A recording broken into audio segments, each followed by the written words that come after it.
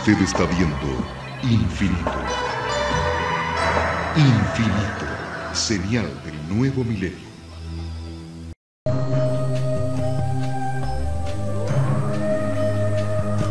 A continuación, por Infinito.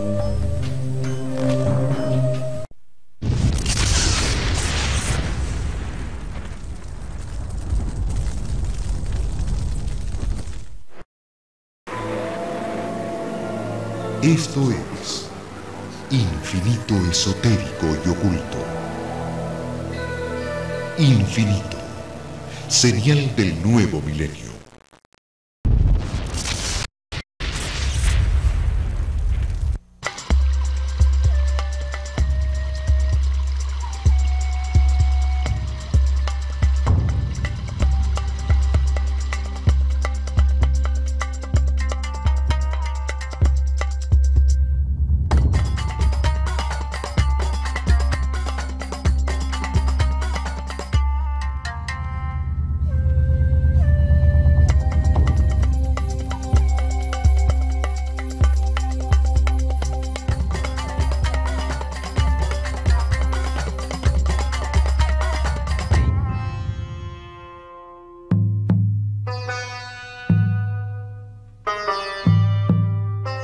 La cultura egipcia tomó forma alrededor de una serie de templos religiosos, construidos en sitios cuidadosamente escogidos a lo largo del Nilo.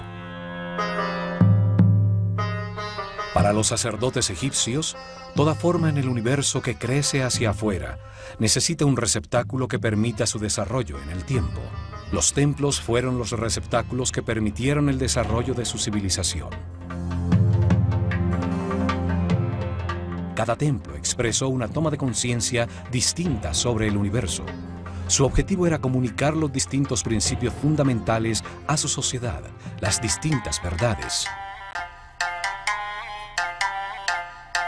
Esto permitió que cada templo actuara como un órgano distinto en el cuerpo del país, con una función distinta, dedicado a enseñar y a explorar un tema religioso distinto. Así entendían a las casas de Dios. Por miles de años, las fronteras del reino de los faraones en Egipto, discípulos de la sabiduría de los sacerdotes del Ojo de Horus, fueron respetadas por todos los imperios de Asia. Nunca quisieron ampliarlas, y en su interior existió un remanso de paz contra la anarquía universal. El ocaso comienza con la desaparición de sus más altos sacerdotes en el paso del Mar Rojo tras Moisés, el último de sus grandes iniciados, y termina con el caos, la destrucción de sus templos y el exterminio ocasionado por el persa Cambises II. Cuando muere Ciro, el más grande gobernante de Asia, quien mantuvo una relación de paz y respeto con Egipto, asciende su hijo Cambises II a mandar sobre el más poderoso ejército de ese momento.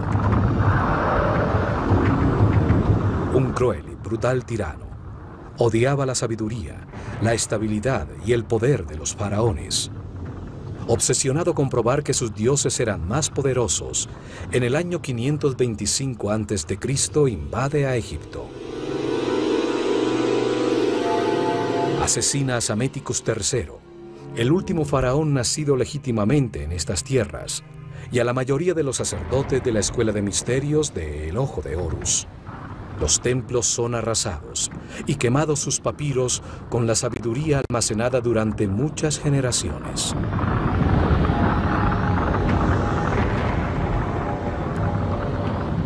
El conocimiento se había convertido en oscuridad y la otrora sabiduría egipcia desaparece con sus altos sacerdotes. Cambises II establece un cruel vasallaje que duraría 200 años, hasta la llegada en el año 332 a.C. de Alejandro el Grande, quien es recibido como un salvador por los egipcios. Alejandro ordena la reconstrucción de sus templos, y a su muerte, Ptolomeo I, uno de sus generales, dio comienzo a las dinastías tolemaicas que reinarían por casi 300 años. El templo dedicado a Hathor, que ya existía en Dendera desde el año 5400 a.C., fue reconstruido por los reyes macedonios como un método piadoso para legitimizar su poder.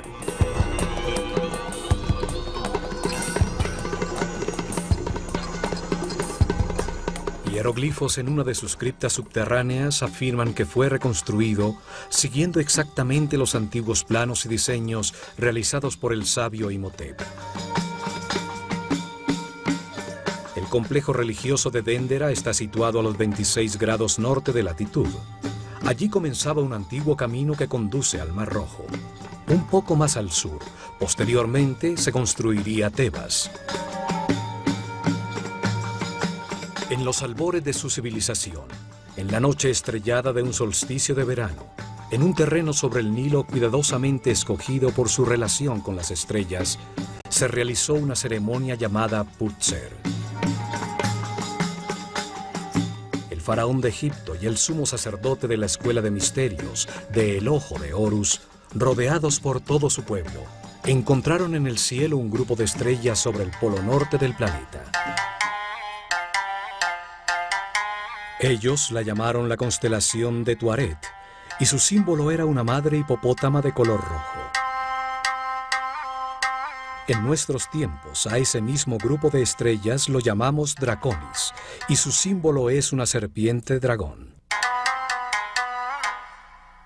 La más brillante de todas era Alfa Draconis, la estrella que en esa época se ubicaba exactamente sobre el eje de giro del planeta, y que 4.320 años después fue reemplazada por Polaris, la que guía actualmente a nuestros navegantes.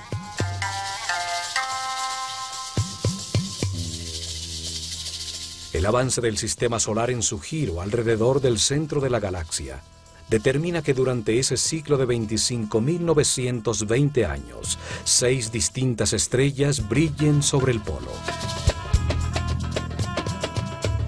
La estrella sobre el polo representaba en el cielo a la fuerza materna fundamental, la que generó la sustancia que permitió el desarrollo de la vida en el universo, el principio femenino que llamaron Hathor y a la que se consagró este templo. El faraón y el sumo sacerdote templaban una cuerda entre 2 estacas, orientándola exactamente hacia Alfa Draconis. La sacerdotisa del templo, con un mazo de oro, clavaba las estacas, definiendo así el eje del templo, la columna vertebral que luego organizó sus santuarios. Colocaron las piedras de las 4 esquinas que determinaron los límites del muro protector del complejo, una altísima muralla para mantener alejado el enemigo de la vida que deseaba perpetuarse eternamente. Localizaron hacia el norte su puerta principal, el último de una serie de pórticos que, partiendo del Sancta Sanctorum del templo de Hathor, enmarcaban el segmento de cielo por donde aparecía Alfa Draconis, facilitando encontrarle en las noches para registrar sistemáticamente sus movimientos. Esa misma noche, pero mirando hacia el este, encontraron también otra estrella a 90 grados de la anterior. La llamaban Sirio, y era el símbolo de Isis en el cielo. En su honor localizaron el eje de un segundo templo que determinó la segunda puerta del complejo. La puerta del templo de Isis enmarcaba el sector del cielo por donde ascendía la estrella Sirio, y luego aparecía el sol el 21 de junio, día del solsticio de verano. El templo creció en su interior mientras los sacerdotes registraban los movimientos de las estrellas y estudiaban los procesos impulsados por su energía, tallando en sus muros las conclusiones encontradas sobre ese tema sagrado. Sirio, el símbolo de Isis, era llamada la estrella perro, pues sigue a la constelación de Orión, la personificación de Osiris en el cielo. Luego de estar escondida tras el horizonte por 120 días, marcaba con su reaparición el momento del desbordamiento del Nilo.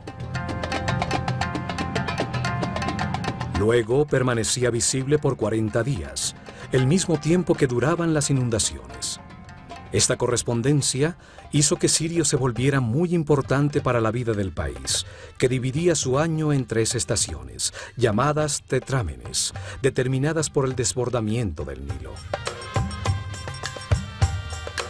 Las festividades del año comenzaban con el desbordamiento del Nilo, y Sirio marcaba con su reaparición en el cielo esta importante fecha. Cuando la estrella desaparecía, el río recuperaba sus niveles normales. El calendario y la sincronización de la vida egipcia con el sol y las estrellas era tan importante que el faraón de Egipto, al asumir su función, debía jurar que nunca alteraría las fechas del calendario. Sin embargo, el día en que reaparecía Sirio en el cielo dependía de la latitud del templo en el que era esperada, pues en la sureña Elefantine se veía 7 días antes que en la norteña Bubastis.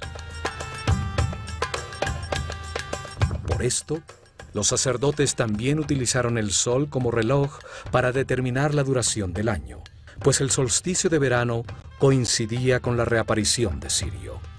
En Déndera, frente al horizonte del templo de Isis, primero ascendía Sirio en el cielo y luego aparecía el sol.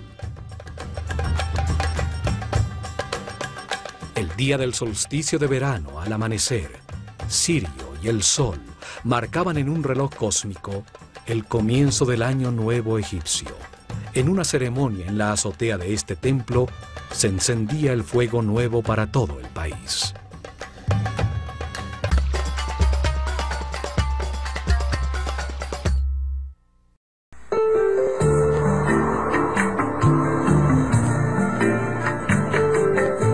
Estás viendo Infinito. Abre tu mente. Y ahora, continuamos disfrutando de nuestra programación por Infinito, serial del nuevo milenio.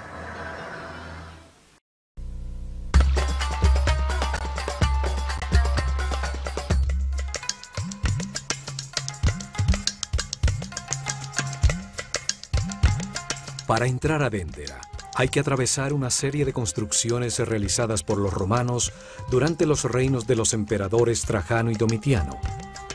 Una serie de kioscos al lado y lado enmarcan el pórtico norte incrustado en los masivos muros que protegían el recinto.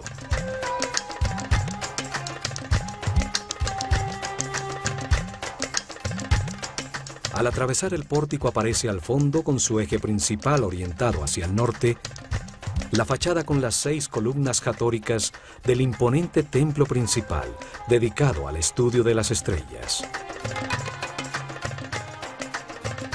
Muy cerca, a la entrada del complejo, se encuentra una capilla dedicada al nacimiento de Horus, construida por los romanos durante el reinado del emperador Augusto. Allí se celebraba el momento de la iluminación, cuando Isis tiene simbólicamente el hijo de Osiris. En sus muros están talladas las escenas de amor de Isis y Osiris, el nacimiento y la presentación del niño, y la escena de este en la rueda de alfarería cuando Dios le da su forma material.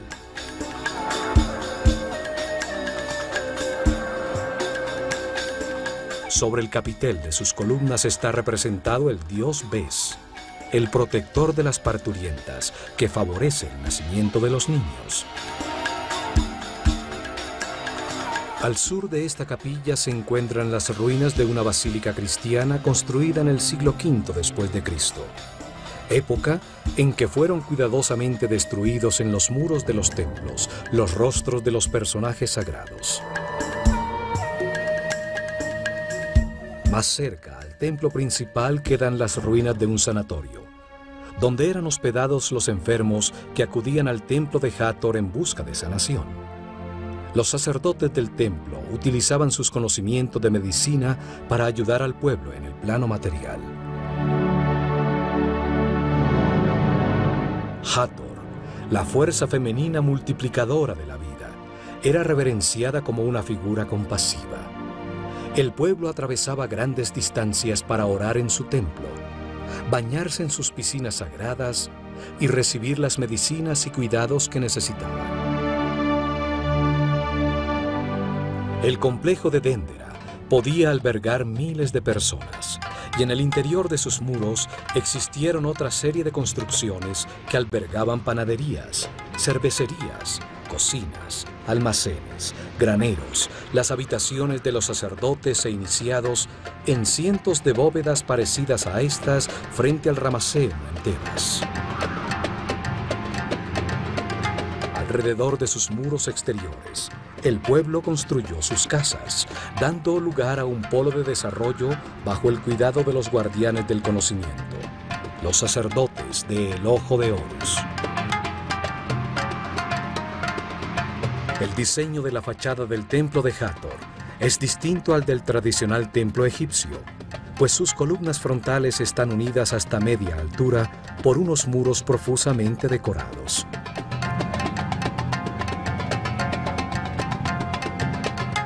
Se accede a través de las 18 columnas del Salón de la Vida, que sostienen un altísimo cielo raso, totalmente tallado con información sobre los astros y sus movimientos.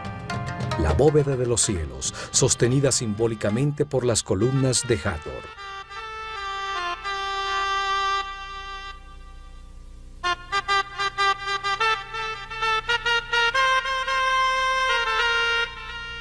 Cada columna tiene la forma de un sistro, un instrumento sagrado que hace vibrar una serie de discos de metal, utilizado por las sacerdotisas de Hathor, la patrona de la danza y de la música, para producir una vibración que adormece la conciencia.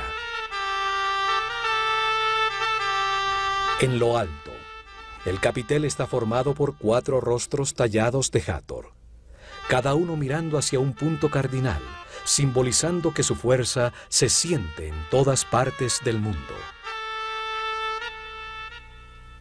Sus ojos de serpiente y sus oídos de vaca, el símbolo de la maternidad y la nutrición, producen una imagen casi extraterrestre, asociada en innumerables leyendas al planeta Venus. El templo fue encontrado en muy buen estado por las tropas de Napoleón, debido a que permaneció sepultado bajo la arena por miles de años. Se convirtió en refugio para las tribus nómadas, que con sus hogueras ahumaron los colores del precioso cielo raso.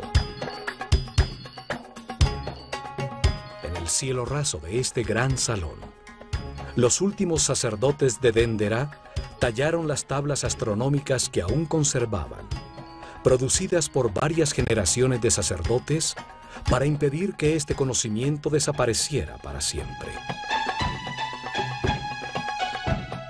Todas las constelaciones que forman los signos del zodíaco aparecen representadas en sus barcas simbólicas, con imágenes de Nut, el símbolo de los cielos, que devoraba todas las noches el disco solar para parirlo nuevamente al amanecer.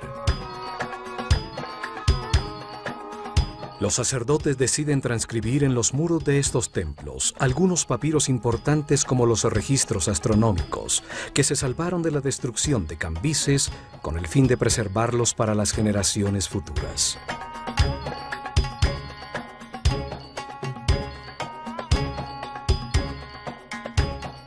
En este salón, llamado la Casa de la Vida, los escribas trabajaban en los papiros sagrados, los tratados teológicos, las oraciones de los rituales, las tablas del registro astronómico.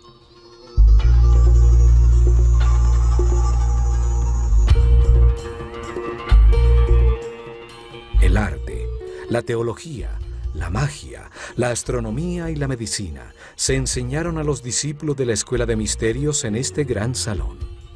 Aquí se registró el cambio regular y sistemático de las constelaciones circumpolares para seguir la precesión de los equinoccios.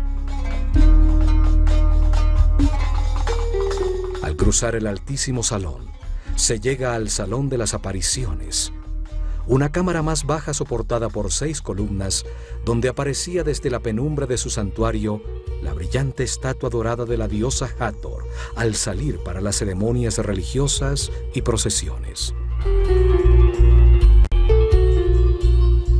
En su parte superior se encuentran las capillas dedicadas a Osiris, el símbolo del proceso de perfeccionamiento que vive todo ser humano a través de la reencarnación, para transmutar en muchas vidas su animalidad original y convertirse en un superhombre. Una de las capillas tiene el famoso zodíaco de Déndera, que ilustra cómo este proceso ocurre mientras el sistema solar da un giro alrededor de la galaxia, y la otra ilustra el mito de Osiris. Alrededor de este salón se encuentran los 6 salones de los rituales diarios. El primero guardaba los objetos dedicados al culto. El salón de la purificación, que tiene una puerta que conduce al lago sagrado, era utilizado al amanecer por los sacerdotes en sus rituales de limpieza. Los templos tenían un lago sagrado, excavado hasta llegar al nivel freático de la zona, forrado en piedra y con una serie de escaleras que permiten a los sacerdotes introducirse en el agua para purificarse antes de comenzar su servicio en el templo. En el siguiente se organizaban los oficios. Conducía al corredor de acceso a la escalera de caracol que llega a la azotea del templo, utilizada por las noches en los registros de la bóveda celeste. Del lado izquierdo, el salón del fondo comunicaba con el exterior para recibir las ofrendas que todos los días realizaba el pueblo creyente a sus guías espirituales. Las viandas y animales dedicados al sacrificio eran almacenadas y preparadas en las otras 2 cámaras. Desde el salón de las apariciones se llega al corredor de las 2 escaleras del templo. A la derecha, la simbólica escalera de caracol utilizada para subir la procesión con el santuario portable, la barca de oro con la figura de Hathor hasta la terraza a esperar la aparición del sol en el solsticio de verano. Simboliza a la escalera de la luz, cada vuelta o vida más arriba en la escala de la conciencia, la materia que se remonta hacia el espíritu.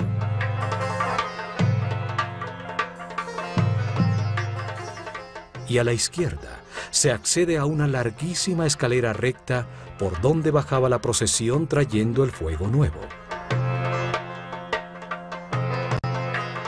La recta escalera que simboliza el espíritu que desciende nuevamente a la tierra para condensarse en la materia, con el objeto de vivir experiencias que le permitan comprender el universo. Al atravesar este pórtico, se llega a la antecámara del santuario donde ardía el fuego, el instrumento de los dioses, la primera sustancia del universo, la forma más elemental de la materia.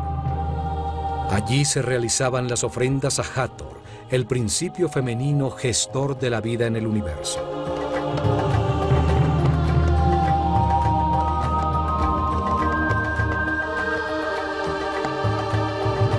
A la izquierda de este salón estaba la capilla donde se guardaba la barca de oro, el santuario portátil que era el símbolo del movimiento físico del disco solar.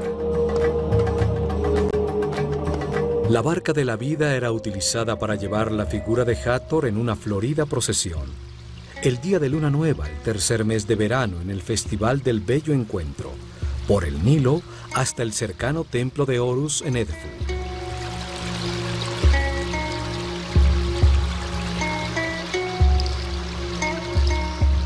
Un espacio abierto, sin techo, comunicaba también con la antecámara del santuario.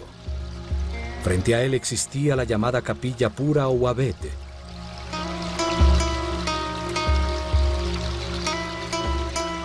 A este espacio abierto eran sacadas las figuras simbólicas para que renovaran sus fuerzas al recargarse con la energía del sol. A medida que entramos más profundamente, el templo se hace más oscuro, los techos más bajos y las puertas más estrechas. El piso se eleva para enmarcar claramente desde el santuario a la estrella Alfa Draconis sobre las cabezas de los asistentes a las ceremonias. Y por fin, en lo más profundo del templo, sobre su eje principal, se llegaba a su corazón, su espacio más sagrado, el hogar de Hathor, su figura de oro, la carne simbólica de los dioses, con sus ojos de piedras semipreciosas, permanecía cerrada en un pequeño tabernáculo. Aquí solo podían entrar el faraón y los más altos sacerdotes de la escuela de misterios de El Ojo de Horus, después de una intensa ceremonia de purificación con agua.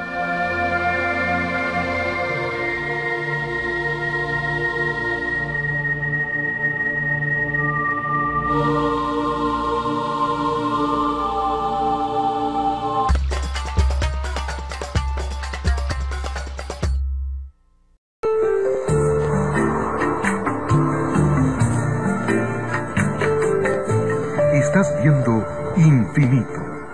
Abre tu mente. Y ahora, continuamos disfrutando de nuestra programación por Infinito, serial del nuevo milenio.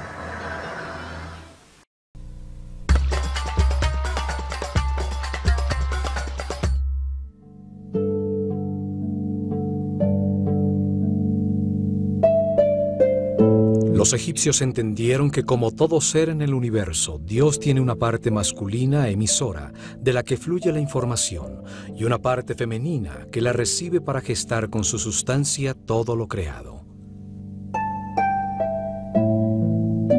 Al Dios masculino le dieron 3 nombres. Lo llamaron Atum cuando aún no había creado el universo y permanecía inmanifestado. Lo llamaron Ta cuando organiza y crea el universo, las estrellas, los planetas y los reinos naturales sobre ellos. Y lo llamaron Amon-Ra cuando sobre toda la creación da lugar a la conciencia del hombre. De manera similar a su parte femenina, también le dieron 3 nombres.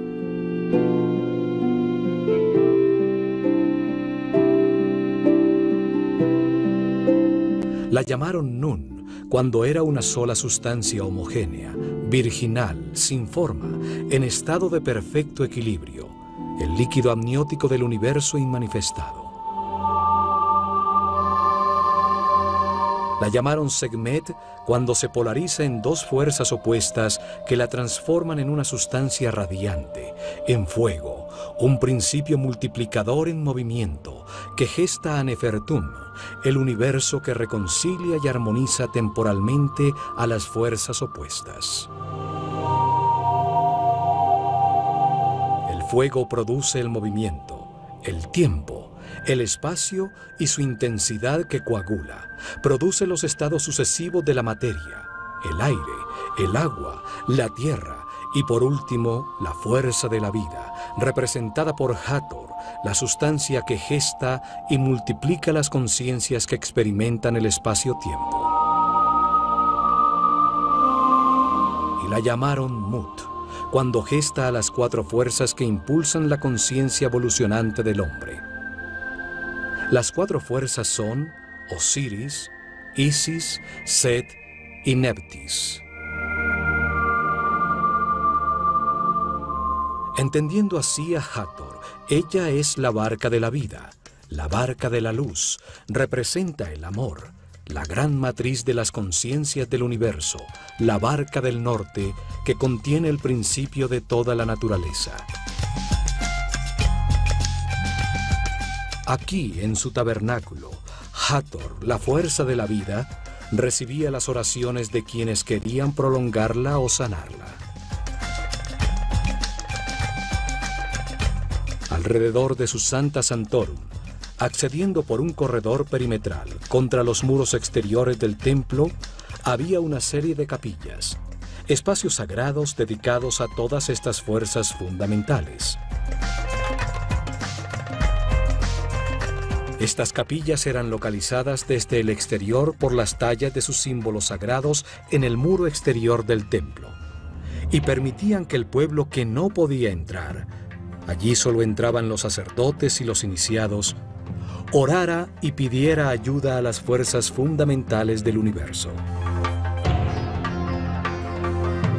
A la derecha de la capilla del oído de Hathor 2 capillas comunicadas estaban dedicadas a la adoración del único Dios, el creador de la conciencia del hombre, el que está en todas partes, Amón-Ra, con sus símbolos también tallados en el muro exterior. Las 2 capillas comunicadas de la izquierda contenían las figuras que simbolizaban a las fuerzas fundamentales del Bajo Egipto, todas en relación con Hathor y su instrumento musical, el sistro. 4 santuarios a la derecha dedicados a Horus, a Sokar, a Isis y por último uno dedicado al gnomo de Déndera, el patrono o santo de la zona de Egipto donde se encontraba el templo. Había otra capilla que contenía el collar de Menat, un collar utilizado por el sumo sacerdote en las ceremonias y procesiones, con 4 figuras de Hathor, cada una con un trono simbólico encima. Los 4 tronos representaban a los poderes supremos del universo: el amor, la sabiduría, la fuerza infinita de la voluntad divina y la armonía. Bajo el piso de estos espacios existía una serie de criptas donde se almacenaban los elementos más sagrados, las pieles escritas y papiros más secretos concernientes a la revelación de este templo.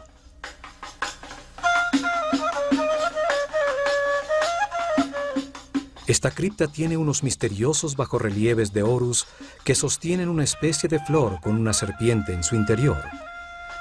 Teorías científicas afirman que se trata de las lámparas que pudieron utilizar para iluminar sus cámaras y construcciones bajo tierra.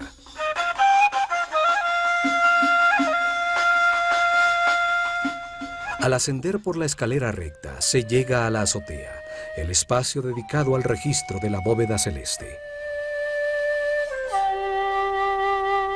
En la esquina suroeste de la terraza se encuentra el kiosco donde los sacerdotes esperaban la aparición de las estrellas y la salida del sol en el nuevo año, que encendía con sus rayos el fuego nuevo. En este pequeño cobertizo, los sacerdotes se reunieron en las noches a dividir la bóveda celeste en secciones llamadas gnomos, con el objeto de identificar los movimientos relativos de la bóveda celeste y del planeta. Los sacerdotes de Déndera eran llamados los Kabirim, los medidores del cielo. Ellos registraron la primera carta celestial, la que marcaba las posiciones relativas de los Mazarots, los fuegos del cielo. La astronomía comenzó en Déndera. Astro significa estrella. Astronomía significa logos o conocimiento de las estrellas. Por esta terraza se llega a las 2 capillas dedicadas a Osiris, el principio divino que simboliza la evolución a través de la reencarnación de todo ser humano.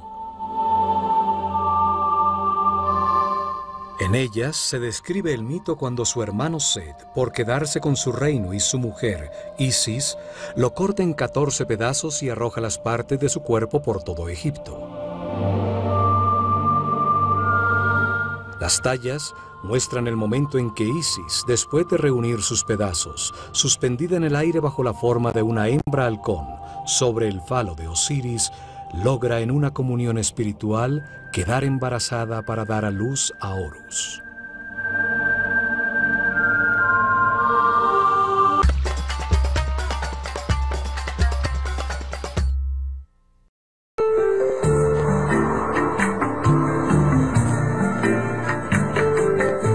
Estás viendo Infinito. Abre tu mente. Y ahora, continuamos disfrutando de nuestra programación por Infinito, serial del nuevo milenio.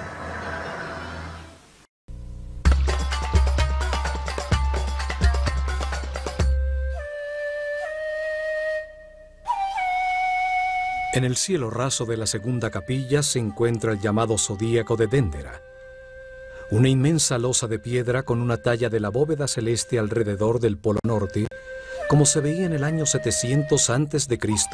durante el solsticio de verano a la medianoche. Es una copia de la losa original, de la que se enamoró Napoleón al entender su profundo significado y que hoy se encuentra en el Museo del Louvre en París. En una capilla como esta, en este mismo sitio, durante miles de años, los sacerdotes de El Ojo de Horus estuvieron actualizando periódicamente sobre un papiro un mapa de los cielos como este. Cada solsticio de verano, año tras año, por miles de años, marcaban la posición relativa del sistema solar y de la Tierra. Los sacerdotes sobrevivientes al persa Cambises II tallaron en la piedra para la posteridad un grafismo que se salvó de la destrucción con una de las últimas actualizaciones al mapa celestial, como se veía en el año 700 a.C., durante el reinado del faraón Taharqa en la dinastía 25ª.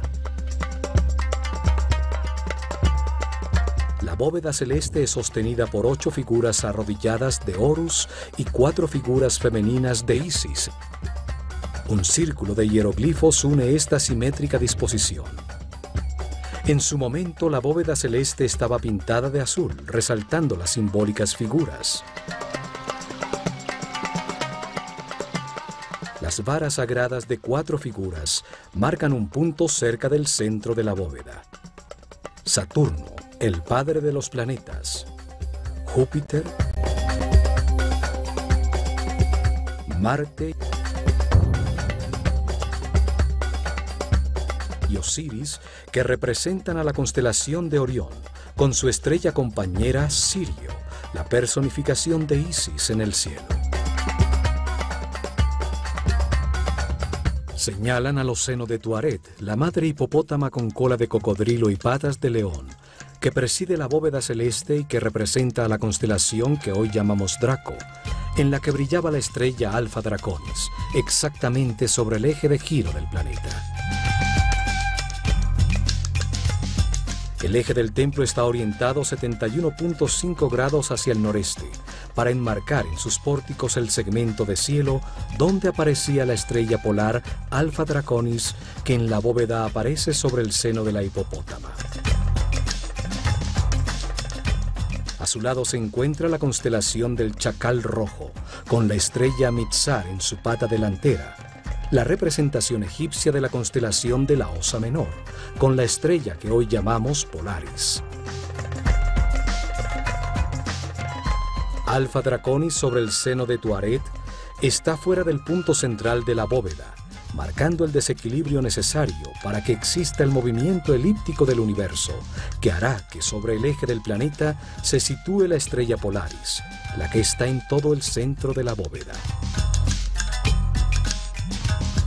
La estrella polar, alrededor de la cual parece girar la bóveda celeste, era muy importante para los egipcios, pues representa la energía sobre el eje de giro del planeta, sobre su columna vertebral, la que organiza los órganos de todo ser vivo, desde un insecto, un hombre o un planeta.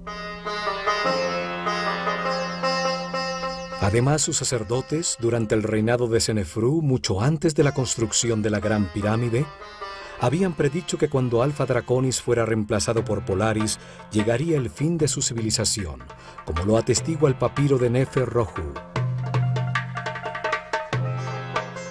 El templo de Hathor estaba orientado para registrar las constelaciones situadas alrededor del eje de giro del planeta. Las 6 constelaciones circumpolares, cuya energía afecta al planeta mucho más tiempo y más directamente que las constelaciones zodiacales. En una época en que el día y la noche eran como la vida y la muerte, el sector del cielo sobre el polo, donde las estrellas eran siempre visibles, contrastando con las que ascendían y desaparecían, representaban a los poderes de la oscuridad, a los que la luz saliente del sol hacía desaparecer. La oscuridad inicial, La madre oscuridad, el espacio vacío, el caos, era representado por esta hipopótama roja. Los hipopótamos al salir del agua exudan un líquido rojo. El agua del Nilo al desbordarse y quedar sobre la tierra se volvía roja debido al óxido de hierro. El rojo simboliza la fuente materna.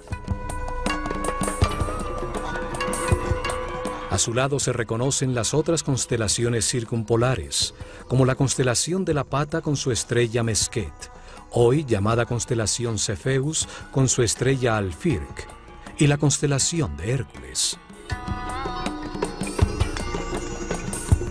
Desde la estrella sobre el polo dividieron el cielo a su alrededor en 12 sectores principales de 30 grados cada uno. Las constelaciones de estrellas, las cuales contenían los decanos, una serie de 36 estrellas muy brillantes por las que pasa el sistema solar en su viaje por la galaxia. El sistema solar y el hombre, al atravesar cada uno de los 12 sectores en los que agruparon a las estrellas, recibían una influencia energética distinta que impulsaba en los espíritus encarnados en cada momento un proceso distinto de perfeccionamiento. Para explicar qué proceso impulsa cada grupo de estrellas, lo simbolizaron con un animal que representa un nivel evolutivo distinto de la conciencia en su camino de reencarnaciones para la adquisición de sabiduría a través de la experimentación en un universo de polaridades contrastantes, de luz y oscuridad.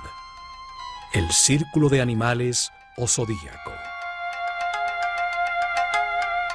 El cangrejo de Cáncer simboliza el yo siento, el animal que se retira a su pequeño hueco de agua a digerir su alimento espiritual cuando la conciencia se mueve de manera incierta y comienza su proceso evolutivo, experimentando por primera vez con los sentidos. Los gemelos de Géminis simbolizan el yo pienso, el deseo de aprender y explorar, con la dualidad necesaria para encontrar la verdad, el conocimiento y la experiencia a través de los opuestos, de las experiencias contrastantes.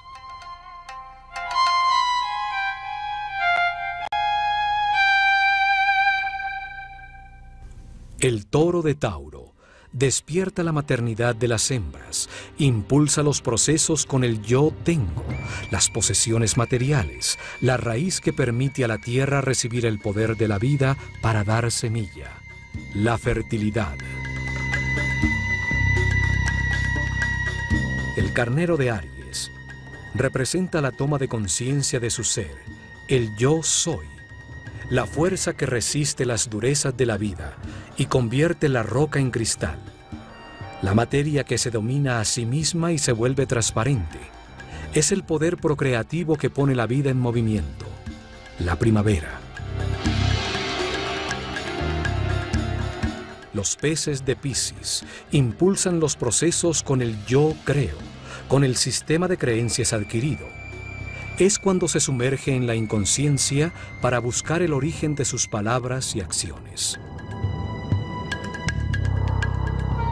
En Acuario la conciencia irradia los conocimientos verificados y adquiridos por Géminis.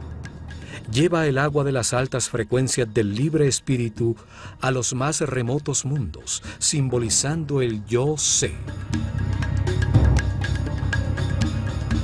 Capricornio utiliza esos conocimientos adquiridos simbolizando el yo uso para concentrar la materia hasta que se vuelve transparente. En la era de Sagitario, el yo veo, la conciencia evolucionante ya es un ser que ha crecido más allá de su naturaleza animal. El centauro con su conciencia dirigida a lo divino. Es el poder espiritual del pensamiento, la sabiduría de la edad. Escorpión simboliza el yo deseo. Es el animal que se puede matar a sí mismo con su propio veneno. Una era donde se viven experiencias para entender que el universo es perfecto y que todo lo que se necesita para ser feliz se tiene, que no hay que desear nada. La balanza de libra simboliza el yo equilibrio. Se aprende a ceder, a ser elástico ante todas las situaciones de la vida, para lograr la armonía. Todas las experiencias son medidas, se conserva solo lo valioso. Virgo simboliza yo analizo. Es cuando se recoge la cosecha, la maternidad del universo, y se viven procesos para aprender a no reaccionar, a pensar antes de hablar. Y por último, Leo, el símbolo del yo puedo, el rey de los animales, el gran padre del zodíaco, la fuerza del fuego que ha verificado todas las verdades al experimentar en carne propia los resultados de sus decisiones en millones de situaciones a lo largo de muchas reencarnaciones. En este punto, el hombre deja de identificarse con sus instintos animales. Su conciencia deja de ser un establo donde viven sus pasiones descontroladas. Abandona el círculo de los animales. Leo se proyecta sobre Cáncer, la puerta a la siguiente escala del universo, donde como guía de los procesos de otras conciencias se experimentarán situaciones de más responsabilidad para continuar en el camino de perfeccionamiento de regreso a Dios.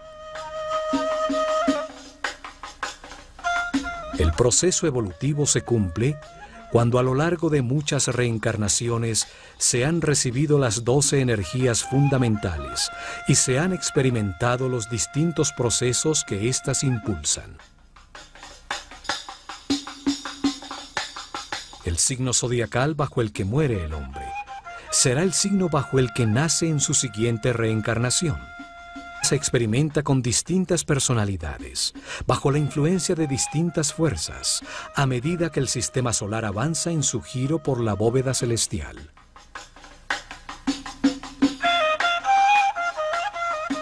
Hoy conocemos este giro con el nombre de precesión de los equinoccios, pero no entendemos su profundo significado en nuestro propio proceso evolutivo.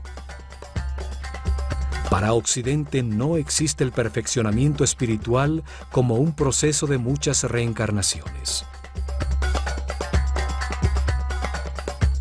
Este mapa celestial prueba los conocimientos astronómicos y filosóficos de los sacerdotes de la escuela del Ojo de Horus y que entendieron la vida en el universo como un proceso diseñado por Dios para convertir un animal ignorante en un superhombre sabio. Subiendo por una escalera de peldaños en cantilever contra un muro profusamente tallado con hieroglifos, se asciende a la terraza superior del templo. Allí aún se conservan las hendiduras que soportaban los instrumentos utilizados por los sacerdotes para registrar adecuadamente los movimientos de los astros. El templo de Hathor registraba los movimientos de las estrellas polares y allí siguieron el cambio de Alfa Draconis, que en el año 4320 a.C. brillaba sobre el polo norte por Polaris, la estrella que hoy guía a nuestros navegantes. En esta terraza, en muchos solsticios de verano, se realizaron las ceremonias para recibir el Año Nuevo egipcio, cuando la barca de Hathor, el principio multiplicador de las conciencias que vienen a experimentar en el espacio-tiempo, subía a la azotea. Allí, los primeros rayos del sol, que anunció Sirio al reaparecer en el horizonte, prendían el fuego nuevo, la fuerza que puso en movimiento al universo, generando un sitio donde la conciencia aprendiera el significado del amor, gracias a la existencia del miedo.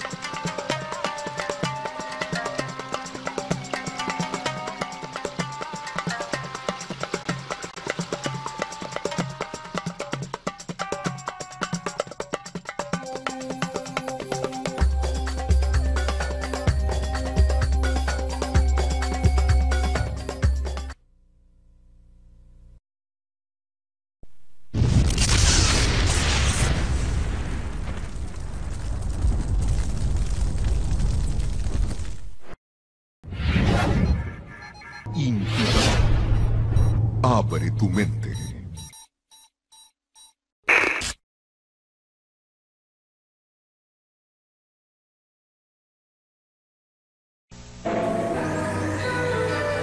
Regresaremos con más Infinito Esotérico y Oculto.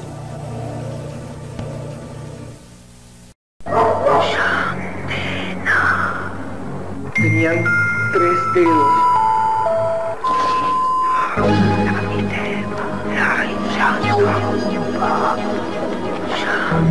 Las ciudades se hunden en el mar. El fuego baja de las nubes. Vi la cara de un ángel. Nuestra civilización destruida. Paredes no me pueden retener. Mira, mira, mira. ¡Yo mismo no lo asesinaba!